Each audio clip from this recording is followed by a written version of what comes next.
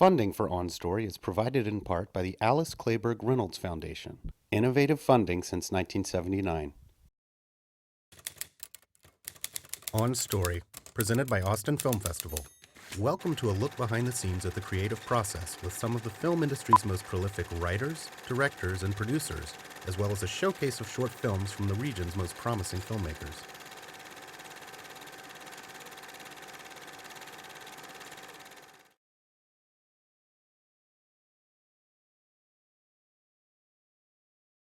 Evan Hunter, who would often write by the name Ed McBain, had this interesting theory about fiction, which he said, everything's a thriller. If I write a love story, it's a thriller, it's a suspense story.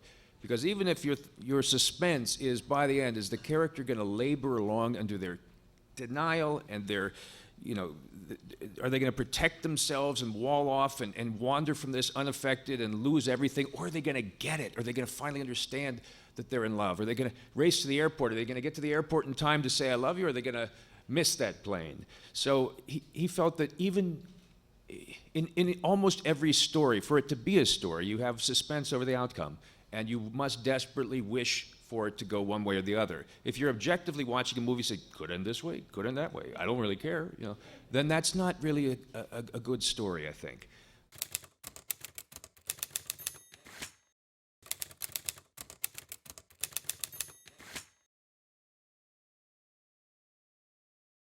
In my case, it's more a matter of having grown up with the stuff and combining that with just a tremendous degree of defiance in view of what else is out there, and a desire to sort of, in a way, set the record straight by doing it the way everyone seems to have forgotten how. When I was little, and I'll just tell you this real brief story. The reason I started writing has to do with a crime suspense comic book. And there was one story in particular. I remember I was 7 or 8 years old. And the story, very briefly, it starts, panel number 1 of the comic is the earth moving off from a grave as a hand comes through, and this thing starts lumbering up out of the ground, out of its grave. And it's this big, like 6 foot, 7 foot tall, shambling, rotting corpse, pieces falling off it. And it starts to walk towards a house on a hill in the distance with lights on. And as it walks, his brain is eroded, but you get little flashes, little glimpses of the life that it had being killed. And it's this boy who was born to these stingy parents, and he was this gross, sort of misshapen, awkward giant, and they treated him terribly. There are panels of him with his teddy bear clutched to his chest, and they're beating him, and they're scolding him, and they're throwing him downstairs to the cellar, and they killed him. By accident, they killed him, and we get that from these panels.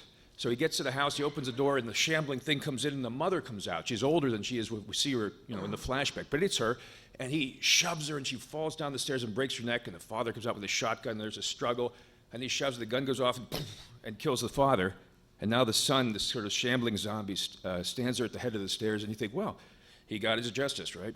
He got his revenge against these parents who killed him, except he doesn't stop, he keeps on walking, and he walks down the hallway, and goes into his old room, and reaches, and he gets the teddy bear.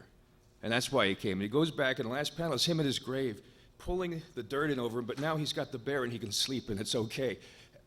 I read that story, and it's a reversal, it's a setup, payoff, reversal, everything you learn about screenwriting. It was 3 pages.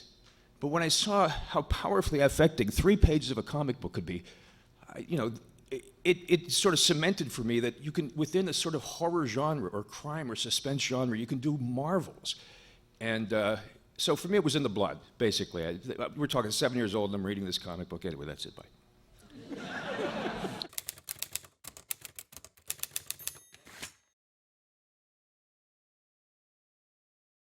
To answer this question, how do I write great suspense? Start with a great suspenseful story. I mean, Valkyrie was lending itself so well. The hardest part about Valkyrie was not the day of July 20th. The hardest part about Valkyrie was it is in reality a very boring story about a bunch of guys sitting in a room unable to make the decision of whether or not to commit treason. And that with the exception of this one very suspenseful scene, the rest of the movie were sort of the things building up to that and the consequences thereafter. And what we consciously did is embroidered into the film moments of suspense that are completely false. For example, when the chief of police walks into the room, to say, I'm with you guys. You know, you're not going to get any interference from my men.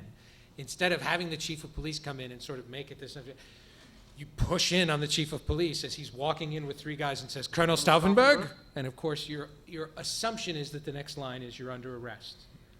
And then he says, well, I'm with you guys. The chief has guaranteed the full support of the Berlin police. You will have no interference from my men. You have my word. And throughout the movie, we did these things where we shot mundane scenes in a suspenseful way. We pretended a punchline was coming that wasn't. And so the film is, rather than filled with, rather than being a long and suspenseful film, it's these moments, these little shocks that come at you where you're constantly convinced something suspenseful is going to happen when it's not. And that gets you through those moments of the necessary information and the things that you have to do.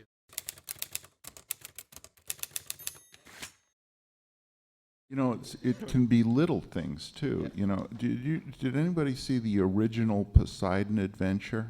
Mm-hmm. Well, the audience gasps at one point. Now, the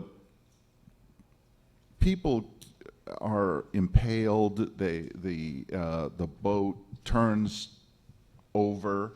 Hundreds of people drown. Nobody gasps at any of this, but Jack Albertson plays the old husband of Shelley Winters. Is crawling along and bangs his head on a pipe and gasp in the audience because everybody can relate to that. That's happened to everybody. The big things, how often have you seen somebody decapitated? You know, it doesn't happen that frequently, even in Los Angeles. But everybody's had, the experience where you just feel a breeze where no breeze should come from, and it's that's the kind of stuff that adds immeasurably to suspense. If done correctly, the set piece, a suspense set piece, and character revelation occur almost simultaneously, so that you'll have a suspense setup or a dilemma or something that surprises the character that at the same time reveals something about their need or their desperation, and if you're lucky, is also a reversal of what you expect. The character gets in a bad situation, which leads to a set piece during which, at the height of their desperation, because you push them to the wall of their emotional abilities to withstand, you realize, oh my God, all this time I've been thinking, he's doing it for the girl. He loves the girl, and it changes your mind about the thrust of the story. So there are all kinds of tricks that involve putting together a set piece, but mostly it's just sort of the mini movie inside your movie. It's the suspense piece that you will talk about when you go back in film history and you say, remember the set piece in Dirty Harry where he's running from phone to phone and finally gets to the cross in the park, and the guy says, Andy Robinson with the ski mask says, I've changed my mind, I'm going to let her die. That set piece from start to finish comprises one of the most effective bits of suspense that I've seen in movies, and it's also a character revelation. It's also, it's a little movie in itself. Huh? Do we understand each other? Don't pass out on me yet. No, not yet. Not yet. Don't pass out on me yet, you rotten oinker. Do we understand each other? If you care what happens to the girl, you better answer me. All right. Now listen to me carefully. I've changed my mind. I'm going to let her die. I just wanted you to know that. In Lethal Weapon, for instance, when he answers this call about the suicide jumper, and he jumps off the building with him, and then the other cop grabs, come here, and they go inside the building, and they have this big confrontation. That's a set piece. Hey, okay, Clown. No, You want to kill yourself? Oh, for Christ. Shut up! Yes or no? You want to die? Yes or no? I got the job done. What the hell do you want? Didn't answer the question. Oh, what do you want to hear, man? Do you want to hear that sometimes I think about eating a bullet? Huh? Well, I do. I do. I even got a special one for the occasion with a hollow point. Look, make sure it blows the back of my goddamn head out. Do the job right. Every single day I wake up and I think of a reason not to do it. Every single day.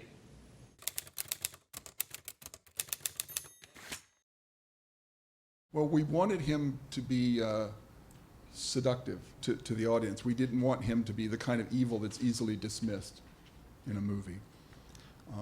We can't take very much credit at all for that character. That character was fully formed. In the book, but it also, if you look at that character of Hannibal Lecter, he has all the qualities that you would associate with a good protagonist. You know, he's intelligent, he's thoughtful, resourceful. Yeah. He's in. Hannibal Lecter is like an evil Sherlock Holmes. Yeah, he's brilliant, and you'd love him if he didn't eat folks. You know. But that's his only flaw. Well, just about. I mean, he's perversely fun to spend time with. And we knew that he was just gold. I mean, Jonathan said to me one time, this was long before the movie came out, and long before. Jonathan said, this is the greatest villain in modern fiction. No one has ever seen anything quite like this. And no one has ever seen anything quite like the relationship between these two characters. Right. It's so multi-layered. It's like a stage play.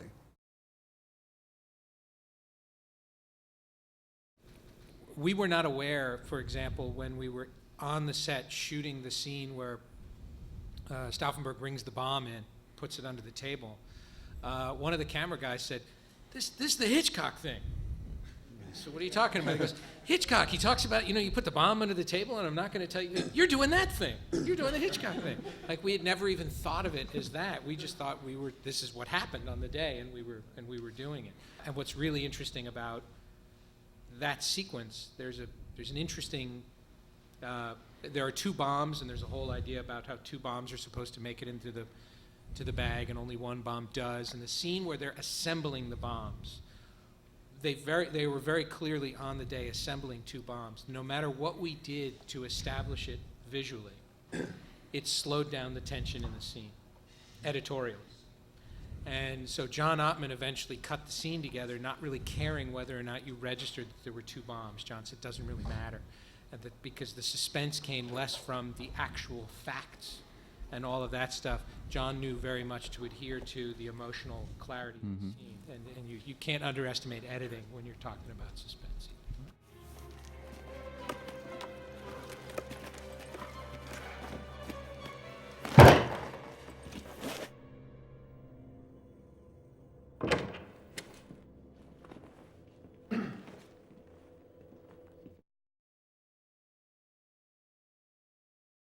That's the suspense, is having the character revealed to you slowly and through contradictions. People don't say what they mean. It's like the process of getting to know somebody. If you meet somebody at a party and it's, hi, how are you? What's your sign? It's on one level, but then if you get to know somebody better, you realize, oh, okay, and then something else until, even though the person doesn't want you to know these things, you ultimately get to know them, and that's I think the process of revealing character. Like, Dan, I remember a scene in The Big Easy where Ellen Barkin is calling to break up with Dennis Quaid, essentially, and she's got a notepad with like 10 points, and she's crossing them off one at a time, and that shows you an enormous amount about her character. Food was delicious, but, look, Remy, let's just forget about last night, okay? There's just too much possibility for conflict of interest. Oh, really? Why? You investigating me, Cher, huh?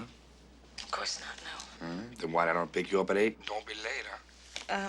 No, please, just have somebody send a copy of the report over to my office. Thank you, Lieutenant. Vulnerability, it seems to me, is very important, because vulnerability implies two things. You'll see what the character is really about if you glimpse those moments in which they're most vulnerable. Also, it shows you what they're going to try to erect a wall against, and what they're going to, the ways in which they try to hide from you their vulnerable spots, their weak points, is what's interesting. And the moments at which you glimpse, even in the strongest of characters, a very real emotion, you know, and it's not, you start with yourself. I mean, it's like an actor once said, you start with yourself. Why try to invent a character who has a limp and a tin hat and walks around and blinks? And just start with you. You're already a fully rounded character. And then add the tweaks and add the kinks to that. I think that's really accurate. But above all, just when a character in a script, if you choose the right moment and they just say, I'm afraid, you know, you instantly go to that. You instantly respond to a character saying something or feeling something very essential, very primal and simple.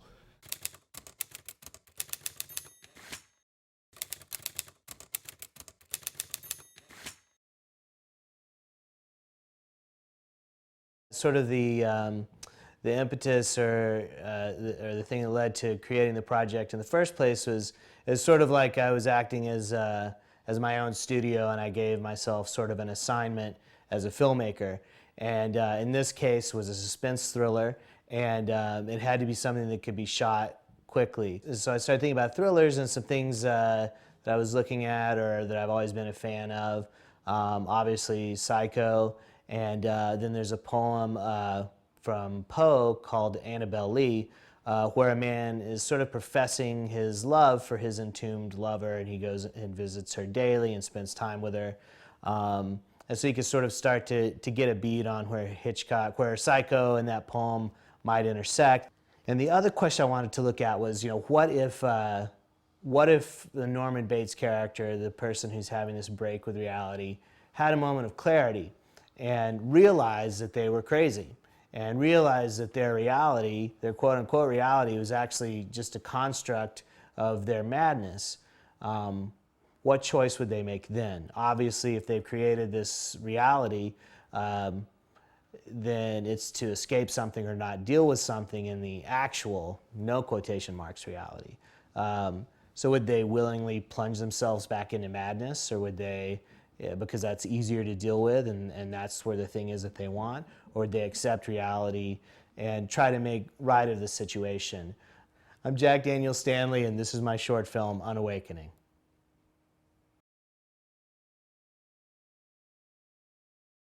I'm dragging what must be the body of a man, I think. Do you know who the man is? Norman. Norman. The body that you're dragging. Do you know the man?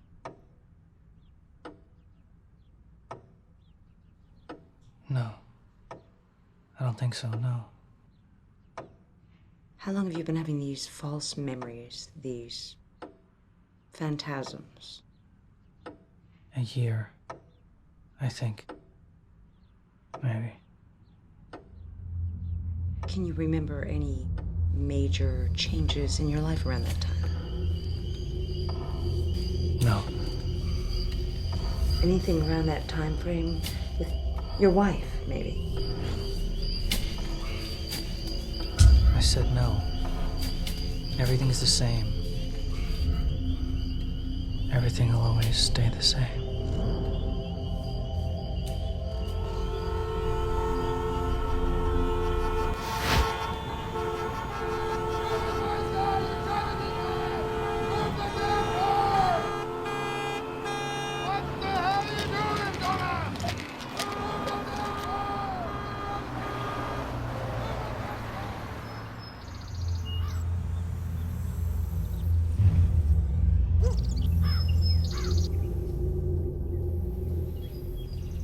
How was it this time?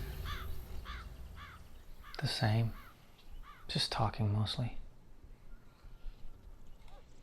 Maybe you should stop taking the pills. See someone else. No. The symptoms can come back. Maybe even worse if you just stop taking them like that. But I don't like the pills. They make you seem distant. Don't worry about me. I'll be fine once the pills really start working.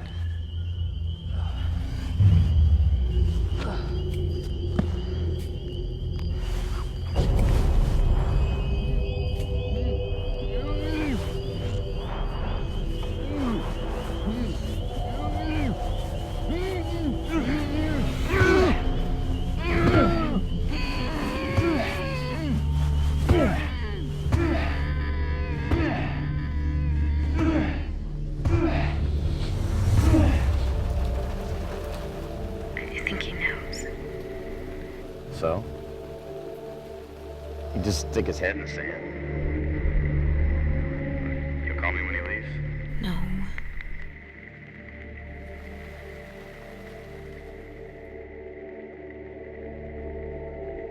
Wait, okay, I'll call you.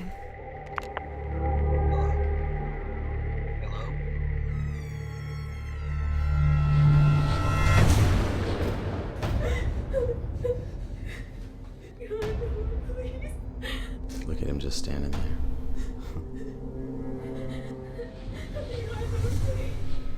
Told you he didn't have the phone.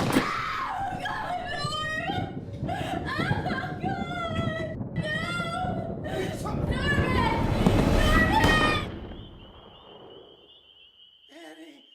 Annabelle! No! Oh, God, no! Norman. No. Norman.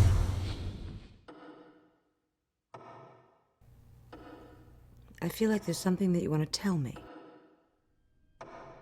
Something you've been afraid to face. What is it, Norman?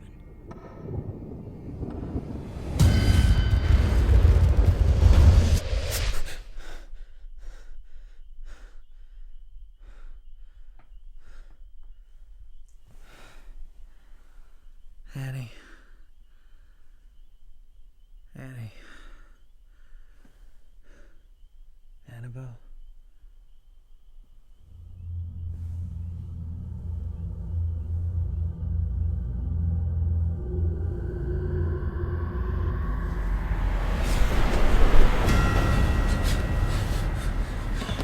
Oh, God.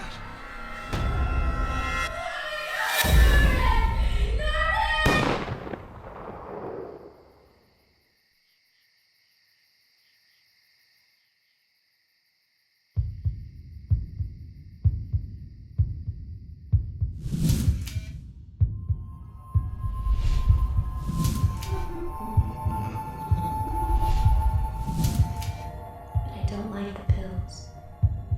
They make you seem distant.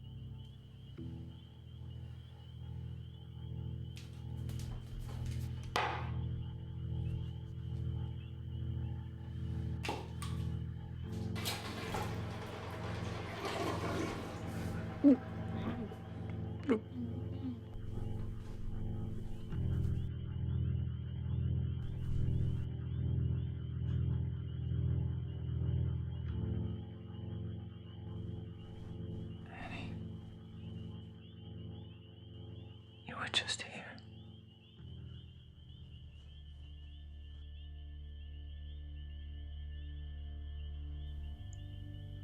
Where are you?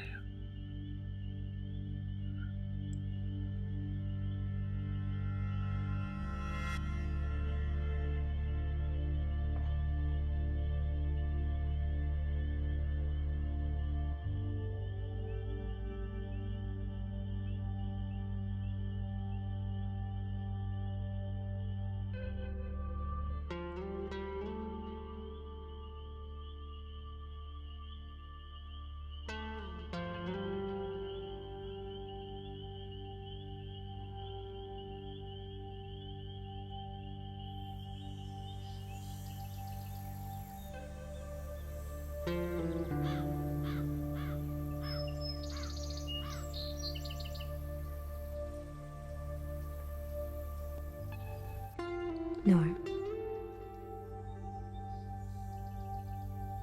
Norm. Are you all right?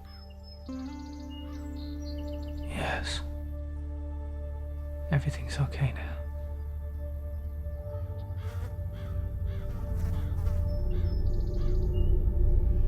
Everything's fine now.